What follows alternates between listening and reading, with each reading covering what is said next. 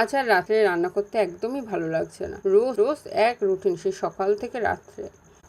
তাই শাশুড়ি মায়ের আবদারে কিছুটা মাছের ডিম ছিল, বলল একটু বড়া কর, তাতেই খাওয়া হয়ে যাবে। ওই জন্য মাছের ডিমের বড়াটা আমি কিভাবে করি তোমাদের সাথে শেয়ার করছি। এখানে কিছুটা পরিমাণে মুসুর ডাল ভিজিয়ে রেখেছিলাম, আর ঠিক ততটাই মটর ডাল ভিজিয়ে নিয়েছিলাম। এবার একটা মিক্সার গ্রাইন্ডারে প্রথমে মটর ডালটা খানিকটা পেস্ট করে নেব। মটর ডালটা হালকা পেস্ট হয়ে গেছে, বুঝতেই পারছো। এরপরে মুসুর ডালটা দিয়ে আরেকটু পেস্ট করে নেব, পুরো মিহি কিন্তু পেস্ট করবো না।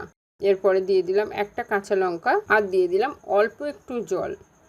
এখানে পেস্ট হয়ে গেছে, দেখে নাও কতটা পেস্ট হয়েছে। দেখছো ডালটা কিন্তু কিছুটা পেস্ট হয়েছে, কিছুটা ওইভাবে খিচ আছে। আর এদিকে ফ্রিজে ছিল সিদ্ধ করে রাখা ডিমটাকে ভালো করে চটকে নেব, যেন কোনো রকম দলা না থাকে। এবার বেটে রাখা ডাল দিয়ে দেবো, আর দিয়ে দেবো প্রায় একখানা বড় পেঁয়াজ কুচি, আর দিয়ে দিলাম অল্প একটু ধনে পাতা, স্বাদ মতো লবণ দিয়ে ভালো করে একসাথে সব মেখে নেব।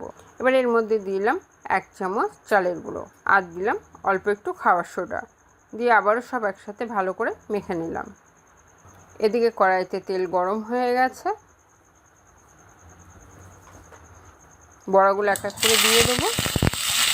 বড়াগুলো এপিট ওপিট করে ভালো করে ভেজে নেব।